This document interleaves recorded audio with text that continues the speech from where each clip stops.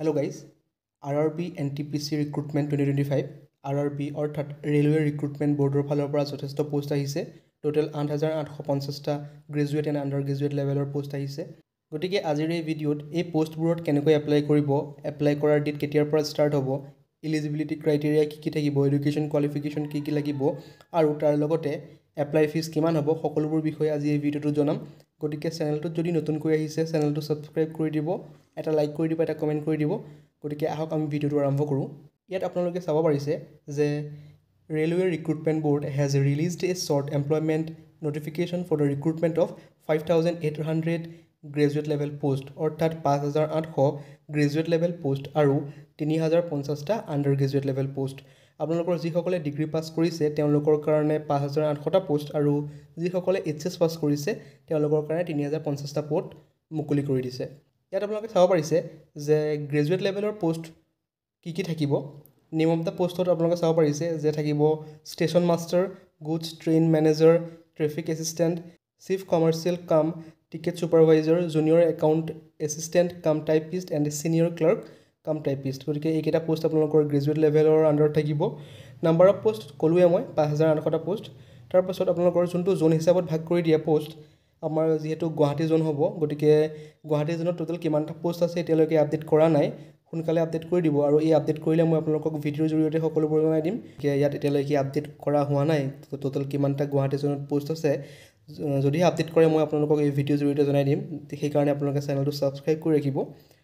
তাৰপাছত পে' লেভেলটো হ'ব আপোনালোকৰ 456/7 CPC।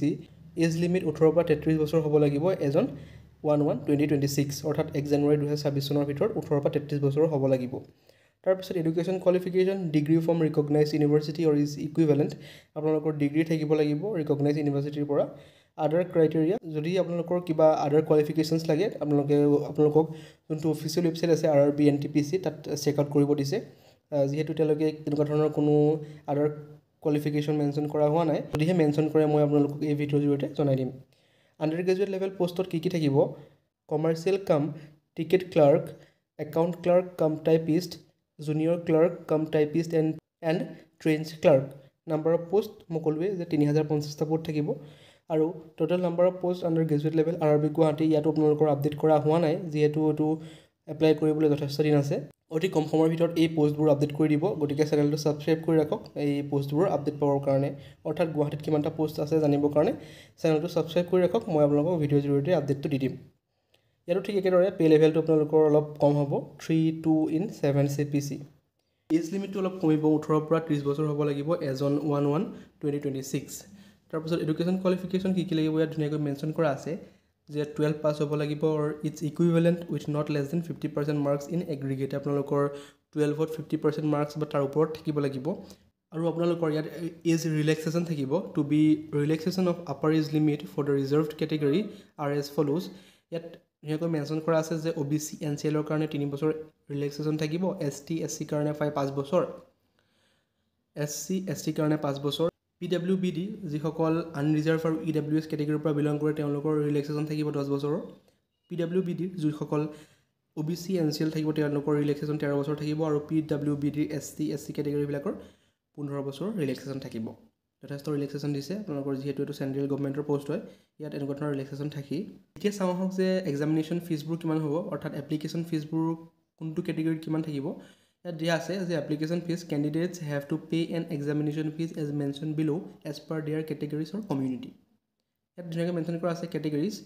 ST SC PWDৰ কাৰণে ফিজটো হ'ল 250, অৰ্থাৎ সকলোৰ কাৰণে 250 হয়, কিন্তু আপোনালোকৰ যিসকল আদাৰ্ছত আপোনালোকৰ পৰিব, যিসকল আনৰিজাৰ্ভ OBC সেইসকলে আপোনালোকৰ 500 দিব লাগিব। আৰু তাৰ ওপৰত বাকী যিমানবোৰ আছে যে ST SC PWBD, ex servicemen, female, transgender, minorities, economically backward classes এইসকলৰ কাৰণে 250 টকা, আৰু যিসকল আনৰিজাৰ্ভ হয় OBC হয় তেওঁলোকৰ কাৰণে 500, অৰ্থাৎ 500 টকা দিব লাগিব এপ্লাই কৰোঁতে। Important that's of RRB NTPC recruitment, graduate level পোষ্টৰ কাৰণে ইম্পৰ্টেণ্ট ডেটছ কোনবোৰ আছে ইয়াত লিখা আছে যে starting date of submission of online application 21 অক্টোবৰৰ পৰা আপোনালোকৰ অনলাইন এপ্লিকেশ্যন ষ্টাৰ্ট হ'ব আৰু লাষ্ট ডেট হ'ব 20 নৱেম্বৰ 2025, অৰ্থাৎ গ্ৰেজুৱেট লেভেলৰ কাৰণে 21 অক্টোবৰৰ পৰা অনলাইন এপ্লিকেশ্যন ষ্টাৰ্ট হ'ব আৰু শেষ হ'ব 20 নৱেম্বৰত। আৰু ঠিক তেনেদৰে আণ্ডাৰ গ্ৰেজুৱেট লেভেলৰ কাৰণে এপ্লিকেশ্যন ষ্টাৰ্ট হ'ব 28 অক্টোবৰৰ পৰা আৰু last date of submission online application হ'ব 27 নৱেম্বৰ। যিহেতু যথেষ্ট দিন আছে এপ্লাই কৰিবৰ কাৰণে, আপোনালোকে ভালদৰে চাই ল'ব আৰু এক্সামিনেশ্যন পেটাৰ্ণ চাই ল'ব আৰু ভালদৰে চিলেবাছটো চাই ল'ব যে কি পঢ়িলে আপোনালোকৰ এই এক্সামটো কোৱালিফাই কৰিব পাৰিব। এই পোষ্টবোৰৰ কাৰণে আপোনালোকৰ এক্সামটো দুটা স্তৰত কণ্ডাক্ট কৰা হ'ব, ফাৰ্ষ্ট ষ্টেজ আৰু ছেকেণ্ড ষ্টেজ। এইটো আপোনালোকৰ যিহেতু চেণ্ট্ৰেল গভৰ্ণমেণ্টৰ পোষ্ট হয়, কম্পিউটাৰ বেছড টেষ্ট হয়, যোনটো CBT বুলি কোৱা হয়। ফাৰ্ষ্ট CBT হ'ব আৰু ছেকেণ্ড CBT হ'ব, আৰু তাৰ পাছত আপোনালোকৰ টাইপিং স্কিল টেষ্ট হ'ব, কম্পিউটাৰ বেছড এপ্টিটিউড টেষ্ট, আৰু তাৰ পাছত হ'ব আপোনালোকৰ document verification, medical examination. Selection is made strictly as per the merit. Okay, আপোনালোকৰ মেৰিটৰ ওপৰত এইবোৰত চিলেক্ট কৰা হ'ব on the basis of above mention recruitment stages. আপোনালোকৰ ষ্টেজ 1, ষ্টেজ 2 আৰু যোনবোৰ আপোনালোকৰ skill test, computer based aptitude test আছে, সেইসকলৰ ওপৰত নিৰ্ভৰ কৰি আপোনালোকৰ পোষ্টবোৰ দিয়া হ'ব। আপোনালোকৰ ফাৰ্ষ্ট ষ্টেজত কি থাকিব দিয়া আছে যে first stage computer based test, ইয়াত আপোনাৰ নাম্বাৰ অফ কুৱেশ্যন থাকিব 100, type of question objective type with multiple choice, আপোনালোকৰ MCQ কুৱেশ্যন হ'ব, আপোনাৰ 90 মিনিটছ দিয়া থাকিব আৰু টোটেল মাৰ্কছ 100 থাকিব। Negative marking, there will be negative marking and 1/3 marks will be deducted from the its wrong answer. ইয়াত আপোনালোকৰ নিগেটিভ মাৰ্কিং থাকিব। ছাবজেক্টবোৰ এনেকুৱা ধৰণৰ মেথামেটিক্স থাকিব, জেনেৰেল ইণ্টেলিজেঞ্চ এণ্ড ৰিজনিং থাকিব, জেনেৰেল এৱাৰনেছ থাকিব। তাৰপিছত আপোনালোকৰ থাকিব কম্পিউটাৰ বেছড এপ্টিটিউড টেষ্ট। ইয়াত আপোনালোকে চাই ল'ব, মই এই পোষ্টটোৰ লিংক আপোনালোকৰ ডেছক্ৰিপশ্যনত দিম, তাৰ পৰা আপোনালোকে ভালদৰে লিংকটো ক্লিক কৰি ভালদৰে চাই ল'ব পাৰিব আপোনালোকৰ কি চিলেবাছ হয় বা কেনেকৈ আপোনালোকে এপ্লাই কৰিব, সকলোবোৰ ডিটেইলছ এই লিংকটোত পাই যাব। তাৰপিছত আপোনালোকৰ হ'ব টাইপিং স্কিল টেষ্ট, যোনটো TST বুলি কোৱা হয়। ইয়াত আপোনালোকৰ কম্পিউটাৰ টাইপিং টেষ্টটো লোৱা হয়। তাৰপিছত আপোনালোকৰ ইয়াত যোনটো আপোনালোকৰ টাইপিং স্কিল টেষ্ট আছে, ইয়াত আপোনালোকৰ স্পীডটো চোৱা হয়, আপোনালোকে কিমান টাইপ কৰিব পাৰে, অৰ্থাৎ ৱৰ্ড পাৰ মিনিট যোনটো কয়, আপোনালোকে কিমান ৱৰ্ড 1 মিনিটত টাইপ কৰিব পাৰে সেইটো চোৱা হ'ব।